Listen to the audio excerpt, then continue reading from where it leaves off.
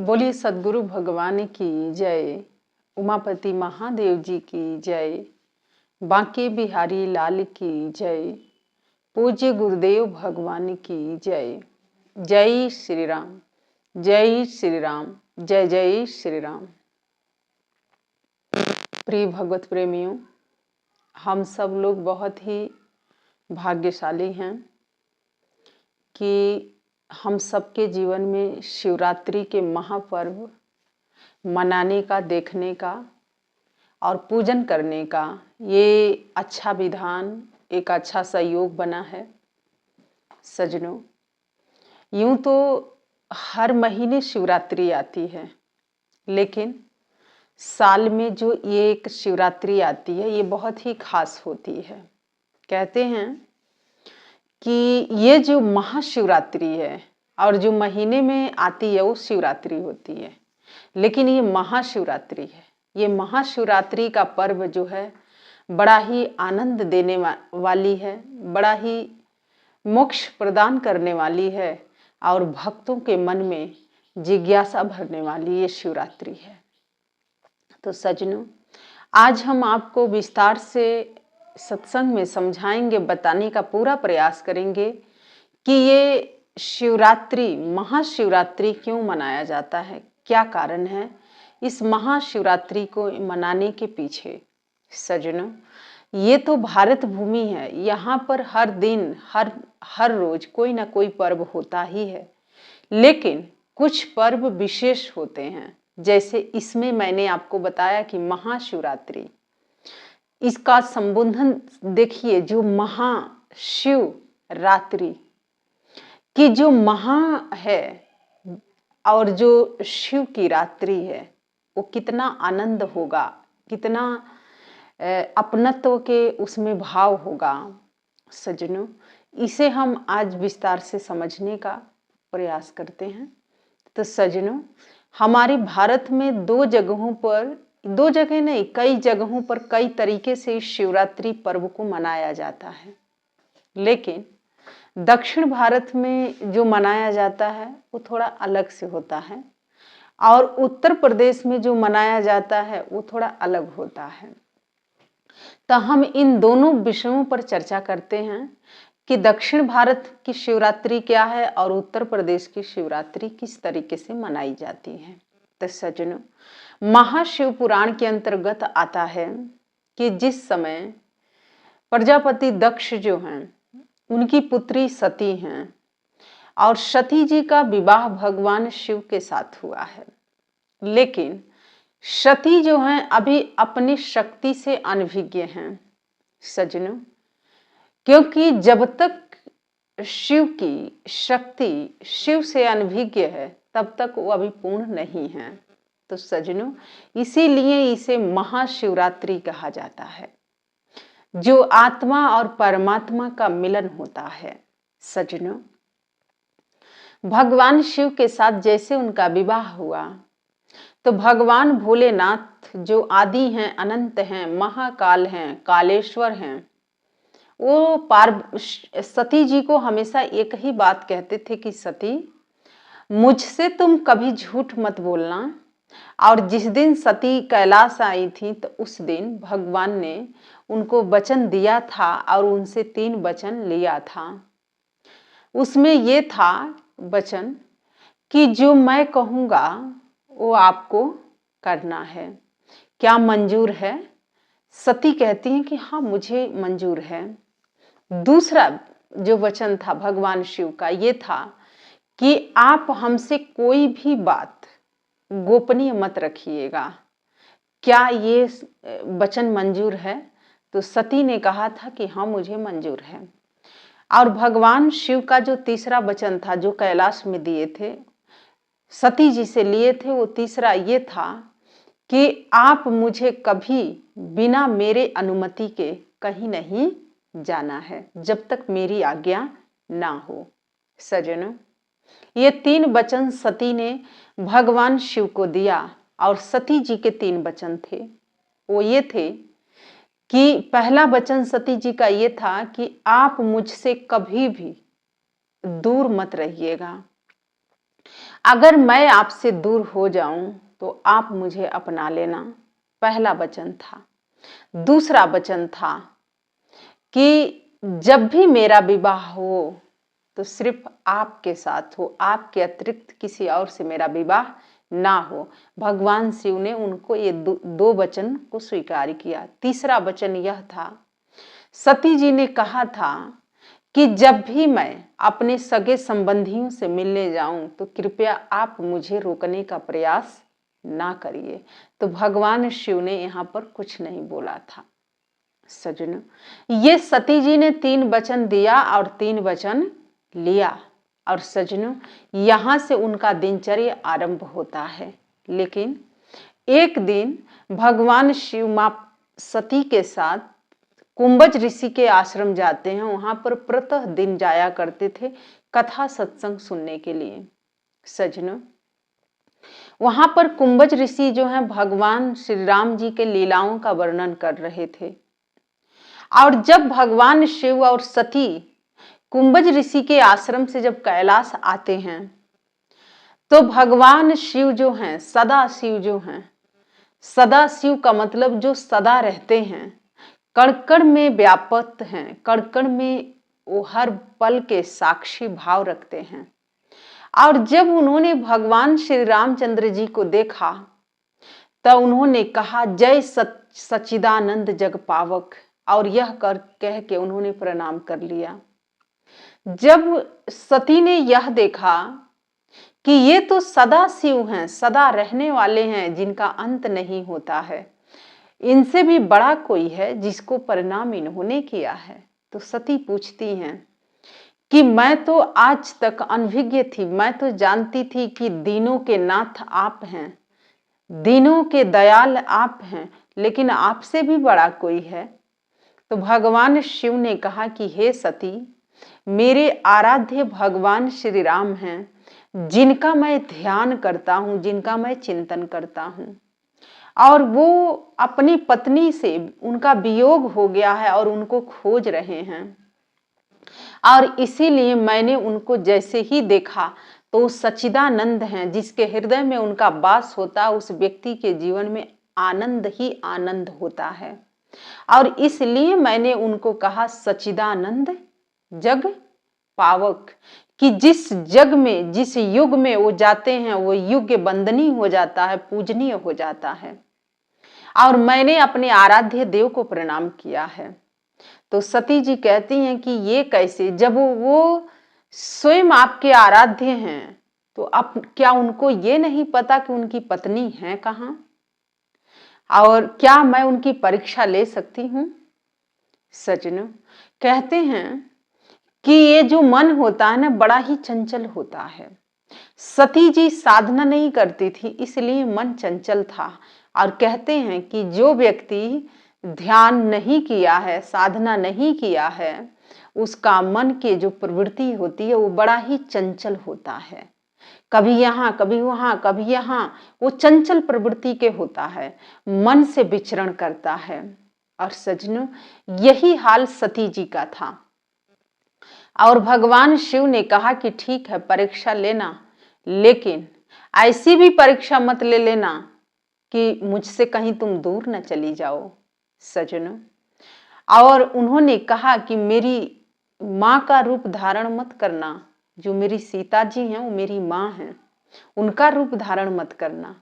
कहते हैं कि कुछ लोगों की आदत होती है, जो मना किया जाएगा वो काम व्यक्ति वही करता है। जैसे कि हम एक सामाजिक विषयों पर भी बात कर लेते हैं। जैसे किसी को शुगर हुआ है तो उसको चीनी खाने से नहीं हुआ है, क्योंकि वो बाल काल से चीनी खा रहा था। लेकिन जब शुगर हो जाता है तब तो डॉक्टर कहता है कि अब आपको चीनी नहीं खाना है, मीठा नहीं खाना है।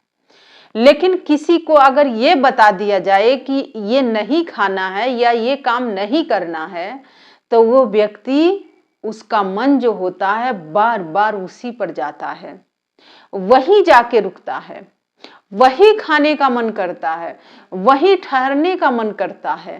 तो सज्जनों, इसलिए कहते हैं कि अगर डॉक्टर ने आपको कोई सलाह दे रहा है या दिया है तो आपके लिए बड़ा हितकारी है और उसे अपने जीवन में लागू अवश्य करना चाहिए।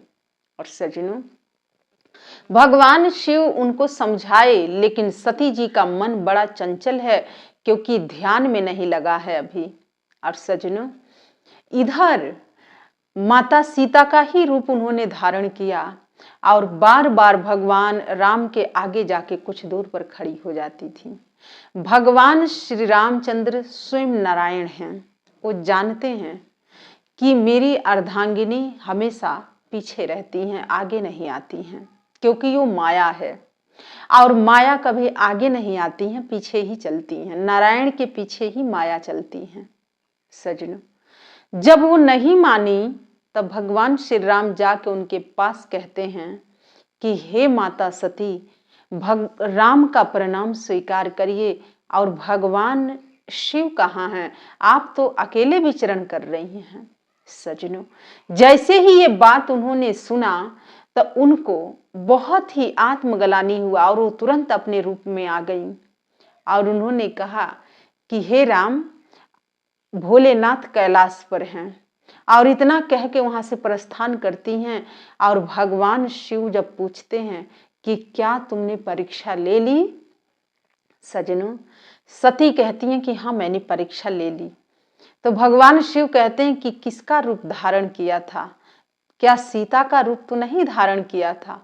तो कहती हैं नहीं, लेकिन उन्होंने भगवान शिव से झूठ बोला।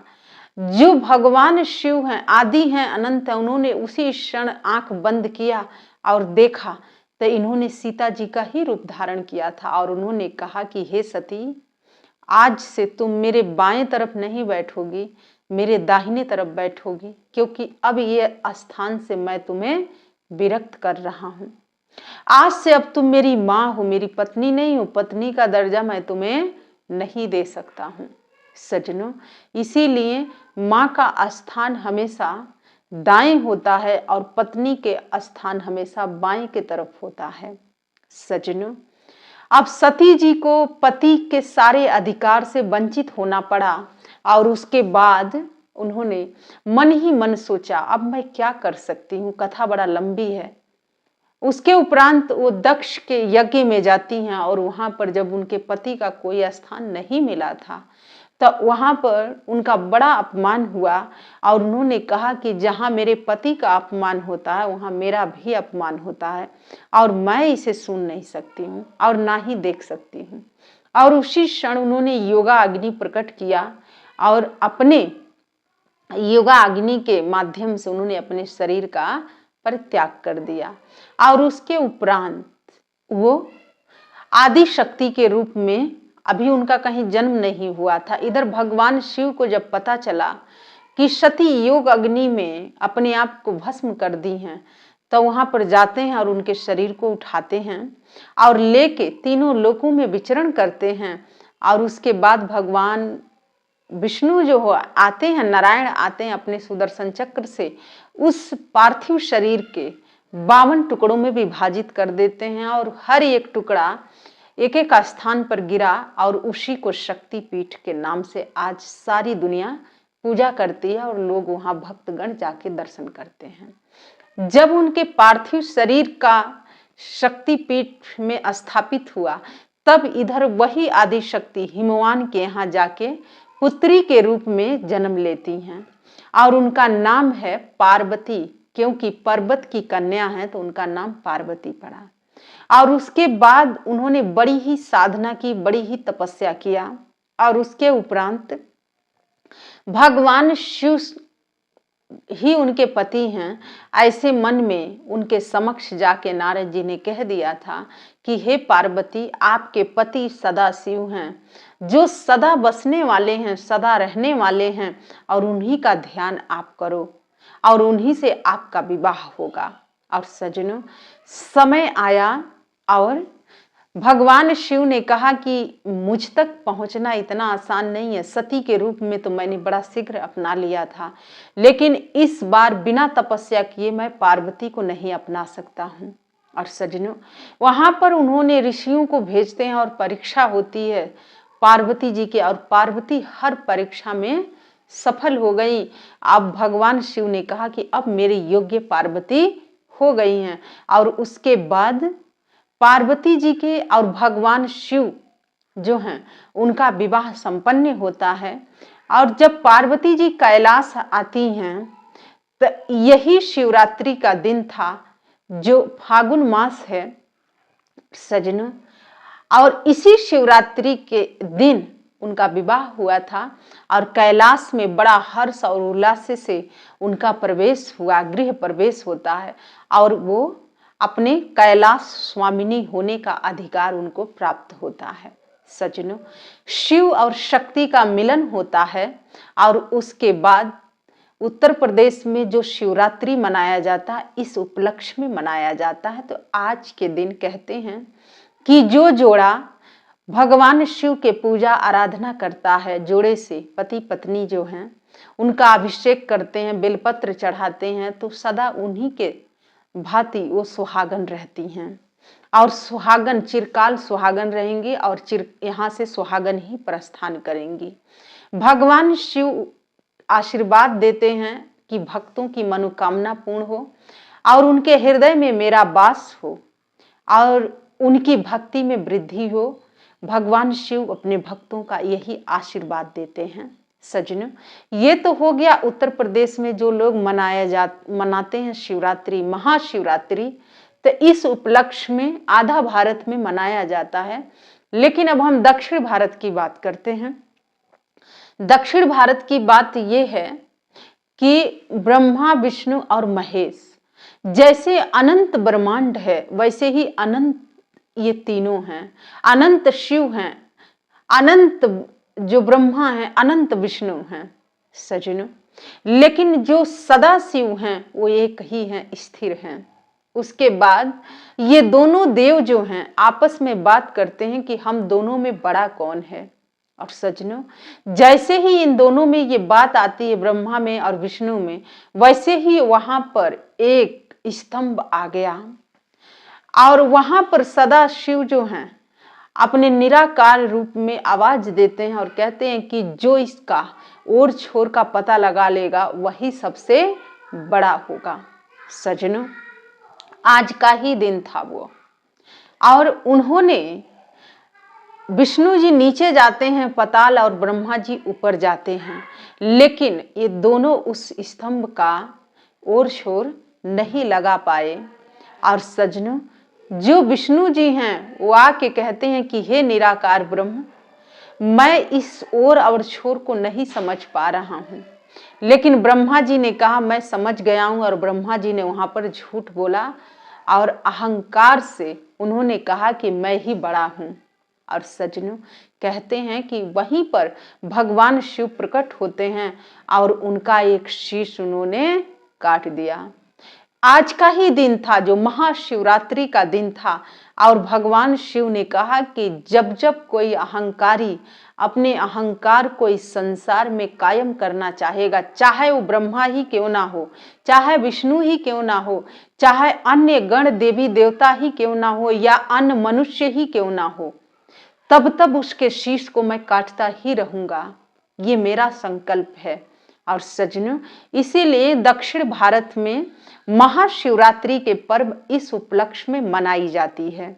तो सजनों, ये जो भारत में जो अलग अलग जगहों पर प्रचलित है, कौन किस रूप में महाशिवरात्रि को मनाता है, तो सजनों इन दोनों जो मैंने दो प्रसंग आपके समक्ष मैंने सुनाया है, अब हम इन दोनों को एक में मिलाते हैं। सजनों, जैसे आत्मा और परमात्मा का जब मिलन होता है तो व्यक्ति आवागमन के चक्र से मुक्त हो जाता है। तो सजनों, वैसे ही आत्मा और परमात्मा, भगवान शिव परमात्मा हैं और पार्वती जी आत्मा है उनकी।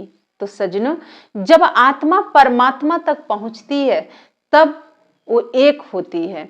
और इधर जो ब्रह्मा विष्णु महेश जो हैं, जो ब्रह्मा हैं और विष्णु हैं, विष्णु जी के मन में लाश मात्र भी अहंकार नहीं था, लेकिन ब्रह्मा जी के मन में अहंकार आ गया और इसीलिए उनका एक शीश कटवाना पड़ा।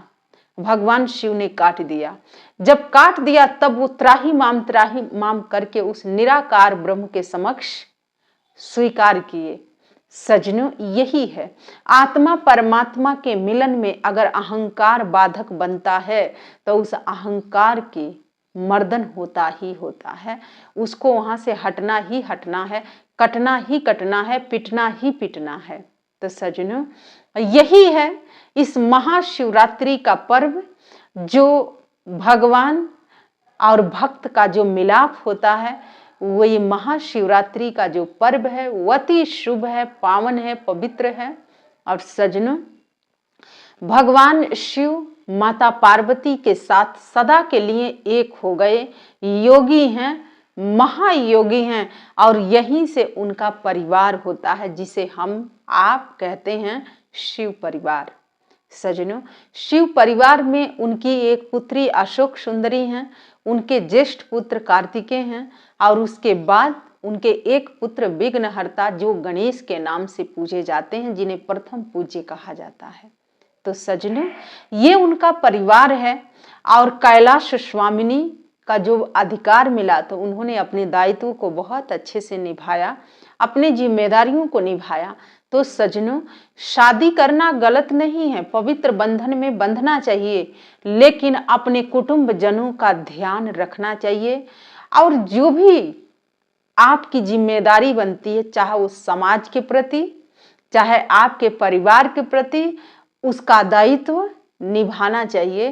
तभी जाके आपकी घर गृहस्थी में देवताओं का आगमन होगा, पूरे देवी देवताओं का आशीर्वाद की प्राप्ति होगी, अन्यथा नहीं होगा। तो सजनों, शादी कर लेना कोई बड़ी बात नहीं है, लेकिन शादी का दायित्व निभा देना बहुत बड़ी बात होती है। तो सजनों, आज के समय में क्या है, लोग कहते हैं कि महाशिवरात्रि के दिन पार्वती जी का विवाह शिव जी के साथ हुआ और ये बड़ा शुभ दिन है, आज के दिन हम लोग भी विवाह के लगन देख लेते हैं। तो सजनों, पार्वती जी कैलाश पर गई, वहां पर कुछ था नहीं, लेकिन उन्होंने अपना गृहस्थी बसा लिया। एक महायोगी को के साथ उन्होंने विवाह किया और उन्हें घर गृहस्थ में लाए, गृहस्थी उन्होंने बनाया, अपने जैसे उन्होंने बनाया, और उन महायोगी से अपने परिवार का विस्तार करती हैं, परिवार का निर्माण करती हैं। ये है उस कैलाश स्वामिनी की तपस्या और उनका समर्पण भगवान शिव के प्रति। लेकिन सजनों, शिव परिवार के माध्यम से, उनके जीवन से आज हम समस्त महामानवों को, पूरे समाज को मैं संबोधन कर रही हूं कि आपको भी अपने दायित्व से मुख नहीं मोड़ना है, अपने दायित्व को निभाना है। जैसे पार्वती जी ने निभाया, भगवान शिव ने निभाया, देवों के देव महादेव हैं, जिनके ऊपर पूरी सृष्टि के दायित्व है, लेकिन अपने कर्तव्य से कभी चूकते नहीं हैं। पार्वती जी जो स्वयं आदि पराशक्ति हैं, जिनसे विस्तार है सब कुछ, काली हैं, महाकाली हैं, काल के परे जाने वाली शक्ति है, लेकिन वो शक्ति शिव का वर्ण करती है। और पार्वती के रूप में उन्होंने समस्त नारियों को, जो भारतीय नारी हैं, उनको एक संबोधन वो करती हैं, संदेश देती हैं कि जैसे मैं एक योगी, महायोगी के साथ मैंने अपना घर गृहस्थी बसाया और हर एक चीजों का ध्यान रखा, जिम्मेदारी निभाई, ऐसे ही आप समस्त भारतीय नारियां, चाहे समाज के प्रति कोई दायित्व है, चाहे घर परिवार के प्रति कोई दायित्व है, उससे मुख नहीं मोड़ना है, उसे निभाना है, अपने कर्तव्य को समझना है, जानना है। और जो लोग ऐसा करते हैं, निभाते हैं, उन पर खास आशीर्वाद भोलेनाथ और माता पार्वती का होता है।